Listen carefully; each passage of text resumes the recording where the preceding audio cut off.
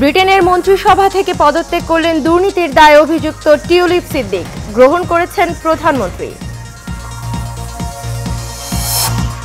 ঢাকা বিশ্ববিদ্যালয়ের হলে গণরুমকে রিডিং রুমে পরিবর্তনের পরিকল্পনা কর্তৃপক্ষের, সুস্থ পরিবেশ চান শিক্ষার্থীরা।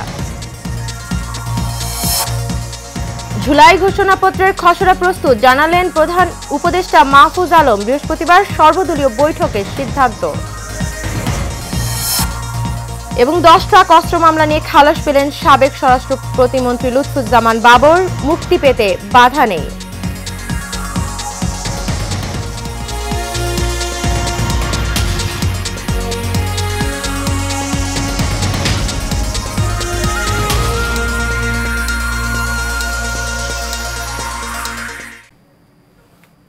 স্বাগত এশিয়ান নিউজে। পুরো সময় জুড়ে আপনাদের সঙ্গে রয়েছে আমি অরণ্য বিনতি ইউনুস। এতক্ষণ শুনছিলেন বিআরবি কেবল ইন্ডাস্ট্রিজ লিমিটেড সংবাদ শিরোনাম। চলে যাচ্ছি পুরো সংবাদে।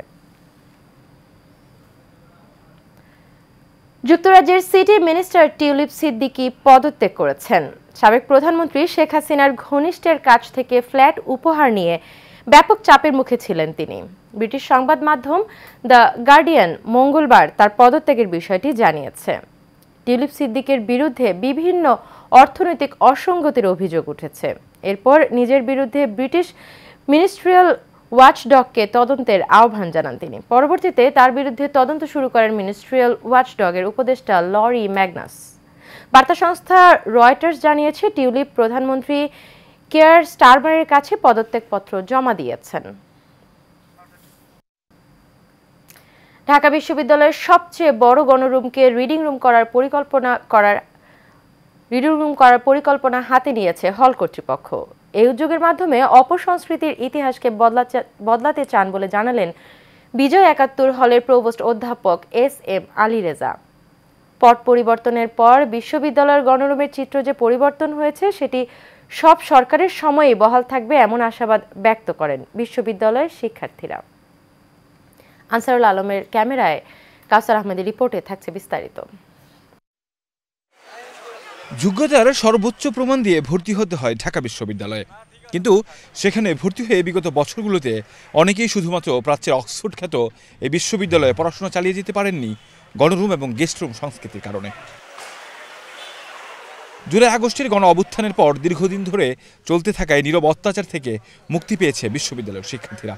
বিভৎস এই অতীতের কথা স্মরণ করে তারা বলেন, পুনরাবৃত্তি চান না এসব সংস্কৃতির। যে আমরা পড়ার যে স্পিরিটটা নিয়ে আসি ইন্টারমিডিয়েটের পরে, সেই স্পিরিটের মধ্যে সবার আগে এই গণরুম বাধায়ও দাঁড়ায়। আমাদের পড়াশোনায় ব্যাঘাত করে রাত সজাগ রাখা হয়, গ্যাস্টরুম করানো হয়, গণরুম থেকে বিভিন্ন প্রোগ্রাম করানো হয়। এখানে থাকতে হইলে আপনার প্রোগ্রাম করতে হইতো। আমি কোনোভাবেই চাই না এটা আমার জুনিয়ররা এটা সাফার করুক। বর্তমানে আছে, এখন তো কোনো গণরুম নাই। এই যে দেখেন, ওই গণরুমটা এখন ফাঁকা। এই প্রথম বর্ষ থেকেই ছাত্রছাত্রীরা তার সিটে উঠতে পারছে। ভার্সিটিতে ভর্তি হওয়া প্রতিটা শিক্ষার্থী প্রথম বর্ষ থেকে বৈধ একটা সিটের ব্যবস্থা করা উচিত, যাতে তারা পড়াশোনায় খুব ভালোভাবে মনোনিবেশ করতে পারে। হল কর্তৃপক্ষ বলছে, গণরুম সংস্কৃতির জন্য বিশ্ববিদ্যালয়ে ভর্তি হওয়া ছাত্রদের পড়াশোনার ক্ষতিসহ মানসিক বিকৃতি ঘটে। তাই সব ছাত্রদের আসন নিশ্চিত করার পাশাপাশি গণরুমকে রিডিং রুমে পরিণত করবে বলে জানান হল প্রভোস্ট। আমি অন্য হলগুলোর কথা বলতে পারবো না, তবে এই যে সমস্ত লোকেশনগুলো, এই প্রত্যেকটা লোকেশন কিন্তু একটা পারপাজেই করা হয়েছিল। যেরকম বিজয় ৭১ হলের যেটা গণরুম ছিল, এটা ছিল বেসিক্যালি স্পোর্টস রুম এবং এটা বড় একটা জায়গা। আমরা প্রাথমিকভাবে ভাবছি যে আমরা এটাকে রিডিং রুম করব। বলেন, বিশ্ববিদ্যালয়ের ছাত্ররা যে স্বপ্ন নিয়ে ভর্তি হয় সেসব বাস্তবায়নে কাজ করছে বিশ্ববিদ্যালয় কর্তৃপক্ষ। শিক্ষার্থীরা এখন শিখে গেছে the way I think and I expect যে আমরা ঐক্যবদ্ধ হলে এটা আর কখনো ফিরবে না। এবং এক্সিস্টিং যে সমস্ত ছাত্র সংগঠন আছে যারা ছাত্র রাজনীতি করেন, তাদের জন্য এটা একটা মেসেজ যে ভালো ছাত্র রাজনীতি না করলে, প্রো স্টুডেন্ট ইস্যুগুলোকে সামনে না নিয়ে আসলে শিক্ষার্থীরাও আমাদেরকে গ্রহণ করবে না। কাউসার আহমেদ, এশিয়ান টেলিভিশন, ঢাকা। জুলাই গণ অভ্যুত্থানের ঘোষণাপত্র নিয়ে আগামী বৃহস্পতিবার সর্বদলীয় বৈঠক অনুষ্ঠিত হবে বলে জানিয়েছেন অন্তর্বর্তী সরকারের উপদেষ্টা মাহফুজ আলম।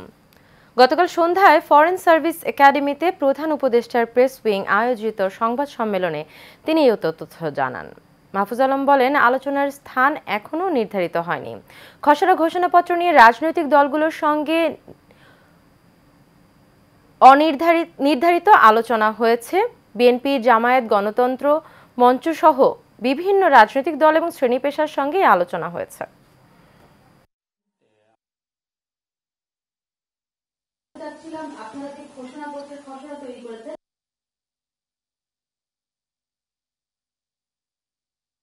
ঘোষণাপত্রটি কবে এবং ঘোষণাপত্রটির ভিতরে কি কি কন্টেন্ট থাকবে সেই বিষয়ে এখন আমরা ঐকমত্যে পৌঁছাতে পারিনি। ফলত আমরা আগামী বৃহস্পতিবার আশা করি সবাই মিলে সর্বদলীয় একটি বৈঠক হবে। এই বৈঠকের ভিতর দিয়ে একটা ঐকমত্যের ভিত্তিতে একটি দলিল প্রণীত হবে এবং সেদিনেই আমরা কবে ঘোষণাপত্রটি জারি করব এবং সরকার কিভাবে ঘোষণাপত্রটি জারি করার ক্ষেত্রে ভূমিকা রাখবে তা স্পষ্ট হবে। আলোচিত 10 ট্রাক অস্ত্র মামলায় যাবজ্জীবন দণ্ডপ্রাপ্ত সাবেক স্বরাষ্ট্র প্রতিমন্ত্রী লুৎফুজ্জামান বাবর সহ 5 জনকে খালাস দিয়েছে হাইকোর্ট।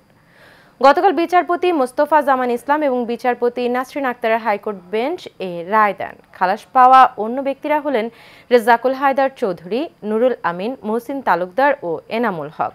এছাড়া যাবজ্জীবনের পরিবর্তে উলফার সামরিক কমান্ডার পরেশ বড়ুয়াকে 14 বছর এবং 10 বছর করে সাজা দেওয়া হয়েছে আকবর হোসেন, লিয়াকত হোসেন, হাফিজুর রহমান ও শাহাবুদ্দিনকে। আর মৃত্যুজনিত কারণে জামায়াতে ইসলামের সাবেক আমির মাওলানা মতিউর রহমান নিজামী, দিন মোহাম্মদ, আব্দুর রহিম ও হাজি আব্দুস সোবাহানের আপিল বাতিল ঘোষণা করা হয়েছে।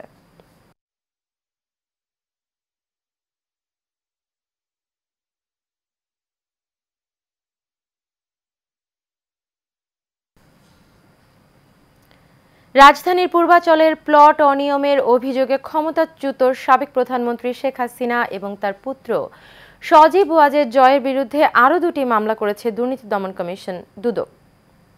গতকাল দুদকের মহাপরিচালক মোহাম্মদ আক্তার হোসেন মামলার বিষয়টি নিশ্চিত করেছেন। তিনি জানান, প্রাথমিক অনুসন্ধানে প্লট অনিয়মের তথ্য পাওয়ায় তাদের বিরুদ্ধে মামলা করেছে দুদক। প্রথম মামলায় শেখ হাসিনা সহ 8 জন এবং দ্বিতীয় মামলায় শেখ হাসিনার পুত্র সজীব ওয়াজেদ জয় সহ 15 জনকে আসামি করা হয়েছে। তিনি আরও জানান, শেখ হাসিনা নিজের পুত্র কন্যার নামে, নিজ বোন এবং বোনের পুত্র কন্যার নামে পৃথক প্লট বরাদ্দ করিয়ে এবং তাদের পৃথক নামে প্রতারণা করে ওই প্লট বরাদ্দ নেন।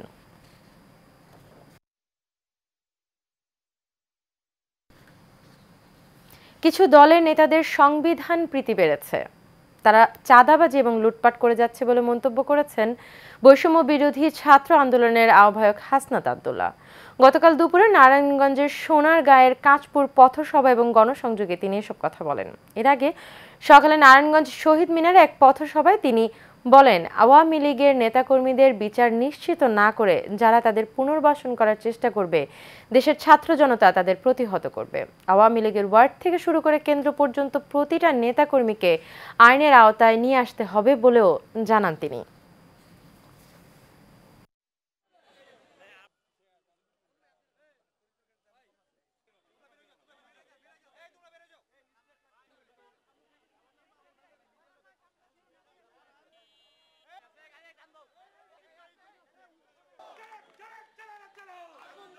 যেসব টকশোজীবী, যেসব মিডিয়া পাড়া, যেসব বিশ্ববিদ্যালয়ের শিক্ষক, যেসব বুদ্ধিজীবী এখন আওয়ামী লীগের মানবাধিকারের জন্য তারা সরব হয়েছেন, আপনারা এই ফেসিবাদকে, এই ফেসিবাদের তেল নুন ঘি খেয়ে আপনারা এতদিন পর্যন্ত আপনারা এই ফেসিবাদকে পৃষ্ঠপোষকতা দিয়েছেন। সুতরাং ফেসিবাদের পক্ষে যে কলমগুলো এখন আবার লিখবে, আমরা সেই কলমগুলোকে আমরা ভেঙে দিব। আপনারা যদি এই তরুণ প্রজন্মর কথা আপনারা বুঝতে ব্যর্থ হন, আওয়ামী লীগের যে পরিণত হয়েছে, পরবর্তীতে যারাই নীতি নির্ধারণের পর্যায়ে আসবে, আওয়ামী লীগের পরিণতির মতোই আপনাদের পরিণতি হবে। বিএনপির ভারপ্রাপ্ত চেয়ারম্যান তারেক রহমানের নির্দেশে রাজধানীর মিরপুরে শীত বস্ত্র বিতরণ করা হয়েছে। পল্লবী থানা এলাকায় 91 নং ওয়ার্ড বিএনপি শীতবস্ত্র বিতরণ করে। প্রধান অতিথি হিসেবে হতদরিদ্রদের হাতে শীতবস্ত্র তুলে দেন ঢাকা মহানগর উত্তর বিএনপির আহ্বায়ক আমিনুল হক। এ সময় উপস্থিত ছিলেন 91 নং ওয়ার্ড বিএনপির সভাপতি মুফিজুর রহমান মামুন সহ অন্যান্য নেতাকর্মীরা।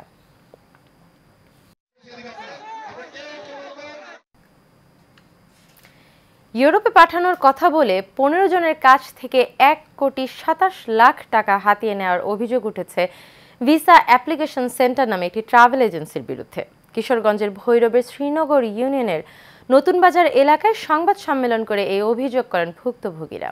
শ্রীনগর গ্রামের তারেক মিয়া, আব্দুল খালেক মিয়ার ছেলে অন্তর মিয়া, আওয়াল মিয়ার ছেলে মোবারক মিয়া ও কিবরু মিয়ার ছেলে অন্তর মিয়া সহ ভুক্তভোগীরা জানান, টাকা দেওয়ার পর টালবাহানা শুরু করে প্রতিষ্ঠানটি। কিছুদিন আগে তারা গুলশান কার্যালয়ে গিয়ে দেখেন তালাবদ্ধ। পরে প্রতিষ্ঠানটির মালিক কক্সবাজারের রামু উপজেলার খুনিয়া পালং ইউনিয়নের MS আজিজুল হক এবং তার স্ত্রী সাফরিন হক ও ব্যবস্থাপক ইউনুসের নামে মামলা করেন তারা।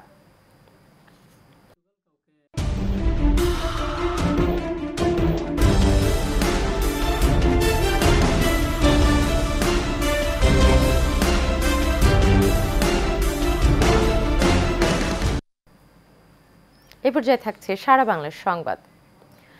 কক্সবাজার সেন্ট মার্টিন দ্বীপে গভীর রাতে ভয়াবহ অগ্নিকাণ্ডের ঘটনা ঘটেছে। রাত 2:30টার দিকে টেকনাফ উপজেলার পশ্চিম সৈকতের গলাচিপা এলাকায় এই অগ্নিকাণ্ডের ঘটনা ঘটে। আগুনে 3টি রিসোর্ট পুড়ে ছাই হয়ে যায়। দ্বীপের পশ্চিম সৈকতের গলাচিপা বিচ ভ্যালি রিসোর্টে আগুন লাগে, এরপর মুহূর্তেই চারিদিকে ছড়িয়ে পড়ে আগুন। প্রথমে স্থানীয়রা আগুন নেভানোর কাজ করে, পরে কোস্টগার্ড, নৌবাহিনী এবং ট্যুরিস্ট পুলিশের 1.5 ঘন্টার চেষ্টায় আগুন নিয়ন্ত্রণে আসে।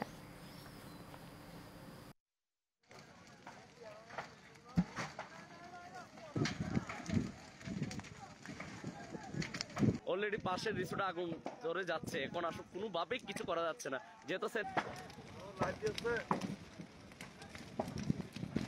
একটা মুহূর্ত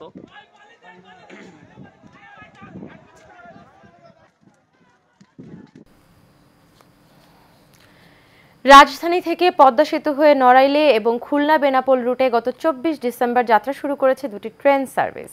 এতে খুশি দক্ষিণাঞ্চলের মানুষ। তবে পদ্মাপাড়ের 3 জেলায় স্টপেজ নেই এই ট্রেন দুটির, ফলে ক্ষোভের সৃষ্টি হয়েছে পদ্মাপাড়ের 3 জেলার মানুষের মাঝে। সমস্যা সমাধানে দ্রুত পদক্ষেপের আশ্বাস দিয়েছে রেল কর্তৃপক্ষ। মাদারীপুরের শিবচর থেকে রুবেল আহমেদের পাঠানো তথ্য এবং ছবিতে বিস্তারিত জানাচ্ছেন আরবি ইসলাম হিমু। ঢাকা থেকে পদ্মা সেতু কাশিয়ানী জংশন নড়াইল হয়ে খুলনা ও বেনাপোল রুটে নতুন 2 জোড়া যাত্রীবাহী ট্রেন উদ্বোধন করা হয় গেল 24 ডিসেম্বর। তবে শিবচর মাদারীপুর পদ্মা সেতু হয়ে খুলনা ও বেনাপোল এই রুটে নতুন ট্রেন সার্ভিস থেকে বঞ্চিত হচ্ছেন পদ্মাপাড়ের মানুষ। কারণ মাদারীপুরের শিবচর স্টেশন পদ্মা সেতু সংলগ্ন পদ্মা স্টেশন থাকলেও মুন্সিগঞ্জের পাড়ের কোনো ট্রেনের বিরতি বা স্টপেজ না থাকায় এই ট্রেন সার্ভিস থেকে বঞ্চিত মাদারীপুর, শরিয়াতপুর ও মুন্সিগঞ্জের যাত্রীরা। খুলনা হতে যাচ্ছে জানাবাদ নামে এবং হচ্ছে বেনাপোল হতে রূপসীবাগান নামে 2টা ট্রেন ছাড়ছে। এটা হচ্ছে শিবচরবাসীর জন্য খুবই খুশির খবর, কিন্তু খুশির পাশাপাশি এই এলাকাবাসীর জন্য খুবই বেদনাদায়ক একটা অধ্যায় হচ্ছে যে এখানে হচ্ছে 4টে ট্রেন, একটা ট্রেনও স্টপেজ নাই। আমরা শিবচরের মানুষ, শরীয়তপুর, মাদারীপুর, মুন্সিগঞ্জ এই 3 জেলার মানুষ মনে করেন যে এখানে অনেক দুর্ভোগ করতেছি। সরকারের কাছে এটি আবেদন যাতে এটা অতি দ্রুত তাড়াতাড়ি এই ট্রেনে সার্ভিস গ্রহণ করতে হলে অবশ্যই যাত্রীদের ভাঙা বা ঢাকা থেকে উঠতে হবে বলে জানিয়েছেন স্টেশন মাস্টার। ট্রেন দুটি দিয়ে মাত্র 3 ঘন্টা 45 মিনিট সময়ের মধ্যে ঢাকা খুলনা এবং ঢাকা বেনাপোল ভ্রমণের সুযোগ রয়েছে। এদিকে আন্তনগর সার্ভিসের অজুহাতে এই স্টেশনগুলো থেকে নতুন এই ট্রেন দুটি ছাড়া নিয়ে কোনো সুসংবাদ দিতে পারলেন না প্রকল্প পরিচালক। ধারণা যে সেখানে বিরতি নেবে এরকম, আমরা ট্রেন শীঘ্রই চালু করব। ইন্টারসিটি ট্রেন তো সব স্টেশনে থামবে না, সব স্টেশনে থামার ট্রেন আলাদা। রোলিং স্টকের একটু সংকট আছে, আমরা একটা সংগ্রহ করে নতুন ট্রেন চালু করার চেষ্টায় আছি আর কি। 3 জেলার মানুষের সুবিধার্থে উভয় পারে অন্তত 2টি স্টেশনে স্টপেজের ব্যবস্থার দাবি পদ্মাপাড়ের মানুষের। আরবি ইসলাম হিমু, এশিয়ান টেলিভিশন। গাজীপুর মহানগরের গাছা এলাকায় ফেসবুকে অপপ্রচার এবং প্রোপাগান্ডা বন্ধে প্রশাসনের দৃষ্টি আকর্ষণ করে সংবাদ সম্মেলন করেছেন গাছা থানা বিএনপির সহ সাংগঠনিক সম্পাদক মোহাম্মদ শাহিন। মঙ্গলবার বিকেলে গাজীপুর সিটি প্রেস ক্লাবে এ সংবাদ সম্মেলন অনুষ্ঠিত হয়। ইতিমধ্যে অপপ্রচারকারীদের বিরুদ্ধে গাছা থানায় অভিযোগ দায়ের করার কথা জানান তিনি। এ বিষয়ে গাছা থানা বিএনপির সাধারণ সম্পাদক মোহাম্মদ কামাল উদ্দিন জানান, আওয়ামী লীগের কিছু নেতাকর্মী গাজীপুর মহানগরীর গাছা থানা বিএনপির সহ সাংগঠনিক সম্পাদক মোহাম্মদ শাহিনের ছবি আওয়ামী লীগের নেতাদের সাথে এডিট করে সামাজিক যোগাযোগ মাধ্যমে ফেসবুকে অপপ্রচার করে আসছে।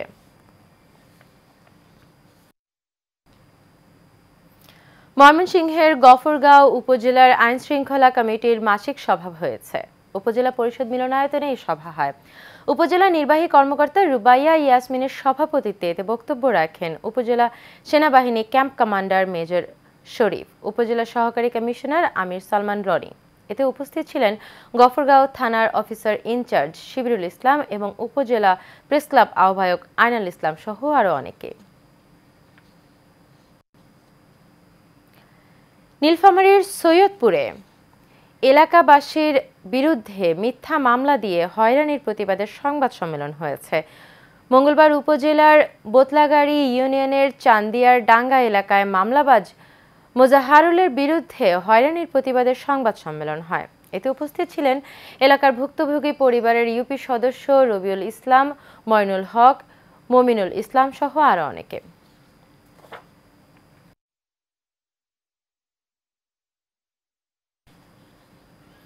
বিএনপির ভারপ্রাপ্ত চেয়ারম্যান তারেক রহমানের নির্দেশে নোয়াখালী জেলা যুবদলের সভাপতি মনজুরুল আজিম সুমনের উদ্যোগে বিভিন্ন স্থানে অসহায় হতদরিদ্র শীতার্ত মানুষের মাঝে শীতবস্ত্র কম্বল বিতরণ করা হয়েছে।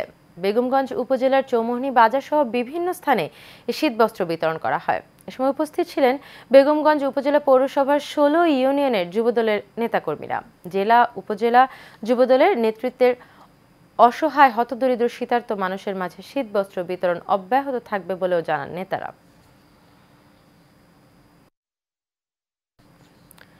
কিশোরগঞ্জের কটিয়াদীতে নজরুল একাডেমির 13তম বার্ষিক সাধারণ সভা হয়েছে। কটিয়াদী পাইলট সরকারি উচ্চ বিদ্যালয়ে এই আয়োজন করা হয়। নজরুল একাডেমির সভাপতি শাহজাহানের সভাপতিত্বে ও সাধারণ সম্পাদক আব্দুর রউফ খোকনের পরিচালনায় প্রধান অতিথির বক্তব্য রাখেন নারী ও শিশু ট্রাইব্যুনাল 5 ঢাকার জেলা জজ মোহাম্মদ শামসুল ইসলাম। বিশেষ অতিথি ছিলেন উপজেলা বিএনপির সাধারণ সম্পাদক আরিফুর রহমান কাঞ্চন সহ আরও অনেকে।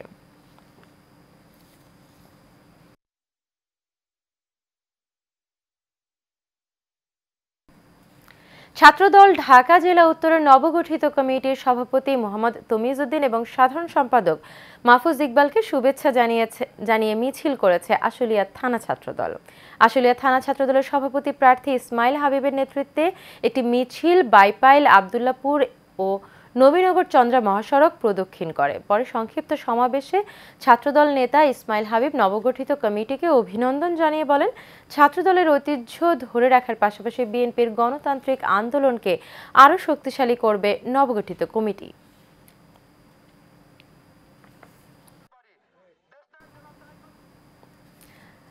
গাইবান্ধার সাগাটায় কচুয়া ইউনিয়নের রামনগর গ্রামের শতাধিক কৃষক কৃষি গবেষণা ইনস্টিটিউটের পার্টনার প্রকল্পের সহযোগিতায় ও পরামর্শে উচ্চ ফলনশীল বাড়ি মিষ্টি আলু আট চাষ করছেন।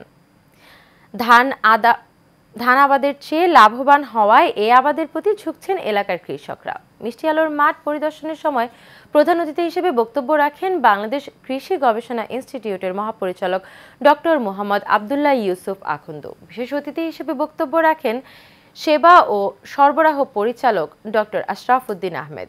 সরেজমিন গবেষণা বিভাগ মুখ্য বৈজ্ঞানিক কর্মকর্তা ডক্টর মোহাম্মদ মাজহারুল আনোয়ার, সরেজমিন গবেষণা বিভাগ গাইবান্ধা প্রধান বৈজ্ঞানিক কর্মকর্তা ডক্টর আবদুল্লাহ আল মাহমুদ সহ আরও অনেকে।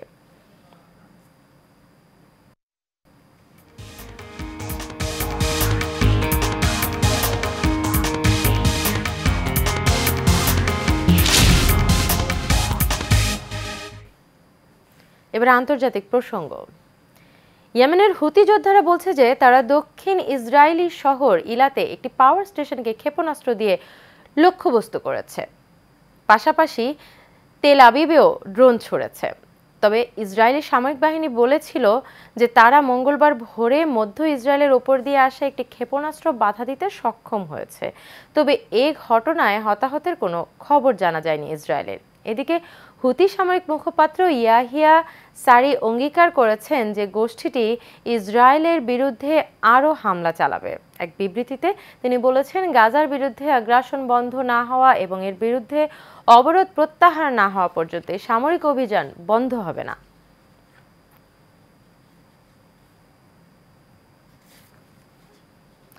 নতুন প্রজন্মের কাছে দেশীয় জামদানি সম্পর্কে পরিচিতি ও মসলিন খ্যাত ঐতিহ্যবাহী জামদানি শাড়ির বাজার সম্প্রসারণের লক্ষ্যে বরিশালের গৌরনদীতে শুরু হয়েছে মাসব্যাপী জামদানি শিল্প পণ্য মেলা। উপজেলা প্রশাসন জানায় 14টি শর্তে অনুমোদন দেওয়া হয়েছে মেলা। গৌরনদী থেকে GM জসিম হাসানের রিপোর্ট, জানাচ্ছেন রাশেদ আকন। ক্রেতা বিক্রেতা আর বিনোদন প্রেমীদের পদচারণায় জমে উঠেছে বরিশালের গৌরনদীর মাসব্যাপী জামদানি শিল্প পণ্য মেলা। মেলায় জামদানি শাড়ির পাশাপাশি দেশীয় পণ্যের পসরা সাজিয়েছেন দোকানিরা। এতে অনেকদিন উৎসবের আমেজ থেকে বঞ্চিত গৌরনদীবাসী যেন প্রাণ ফিরে পেয়েছেন মেলার কারণে। মেলাটা নূতন হয়েছে, এর জন্য পরিবার নিয়ে আসছে, খুবই ভালো লাগছে। পরিবেশও ভালো, অনেক লোকজন, ভালোই লাগছে। দেখলাম আইন শৃঙ্খলা বা সবকিছু মিলিয়ে ভালোই। বাচ্চা নিয়ে আসছি এবং ফ্যামিলি নিয়ে আসছি। সবাই একসাথে কেনাকাটা খুব ভালো লাগছে, একসাথে আমিও কিছু কিনতেছি, এখন দেখতেছি। খুব ভালো পর্যায়ে আমাদের মেলাটা হচ্ছে, খুব লোকজন খুব শান্তশিষ্ট আছে, কোনো গ্যাঞ্জাম ভেজাল কিচ্ছু নাই, খুব ভালো হচ্ছে বেচা কিনা আর কি। মেলায় বিনোদনের জন্য নৌকাদোলা রাইড, ড্রাগন ট্রেন, ভূতের ঘর সহ রয়েছে নানা ব্যবস্থা। এছাড়াও মুখরোচক খাবারের দোকানের কমতি নেই মেলা প্রাঙ্গণে। মফস্বলে এরকম মেলা খুবই দরকার, কারণ এইটাই আমার মনে হয় বরিশাল এই গৌরনদী প্রথম বাণিজ্য মেলা। এই মেলাটা হওয়াতে আমার মনে হচ্ছে গৌরনদীবাসী সবাই মনে হচ্ছে একটা নতুন প্রাণ পেয়েছে। মেলার উদ্যোক্তারা জানান, স্থানীয়দের বিনোদন দেওয়ার জন্যই এই আয়োজন। এখানে মাদকাসক্ত এবং অশ্লীল অসামাজিক বেশি উচ্ছৃঙ্খল চলছে, তাই আমি একটা সিদ্ধান্ত নিলাম, এখানে যদি একটা সামাজিক ভালো একটা পরিবেশ বান্ধব একটা মেলা করা যায়, জামদানি দেশীয় পণ্য মেলা, তাহলে এদেশের জনগণকে উপকৃত হবে। Bangladesh Jamdani manufacturers and export অ্যাসোসিয়েশনের আয়োজনে গত 18 ডিসেম্বর গৌরনদীতে শুরু হয়েছে এই জামদানি শিল্প পণ্য মেলা। Rashed Akon, Asian television.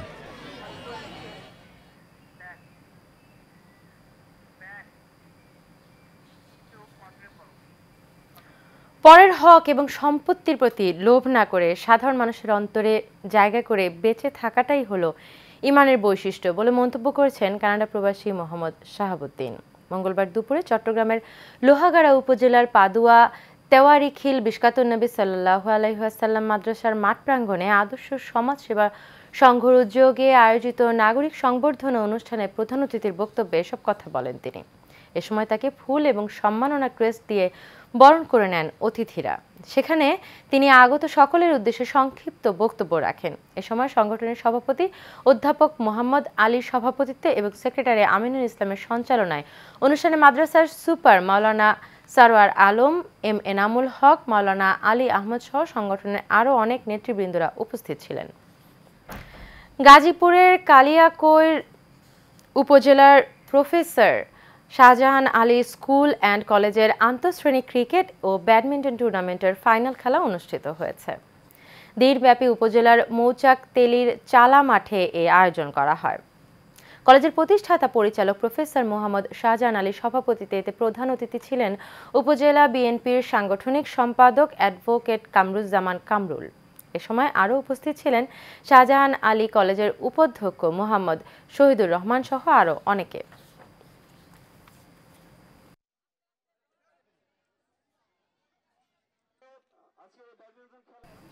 শেষ করবো এশিয়ান নিউজ, তবে যাবার আগে বিআরবি কেবল ইন্ডাস্ট্রিজ লিমিটেড সংবাদ শিরোনামগুলো জেনে নেব আরও একবার।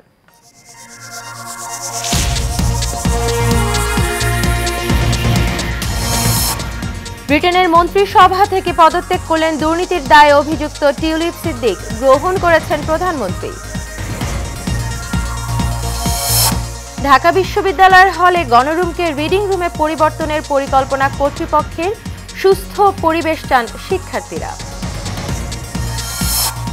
জুলাই ঘোষণাপত্রের খসড়া প্রস্তুত, জানালেন উপদেষ্টা মাহফুজ আলম। বৃহস্পতিবার সর্বদলীয় বৈঠকে সিদ্ধান্ত। এবং 10 ট্রাক অস্ত্র মামলা থেকে খালাস পেলেন সাবেক স্বরাষ্ট্র প্রতিমন্ত্রী লুৎফুজ্জামান বাবর। মুক্তি পেতে বাধা নেই।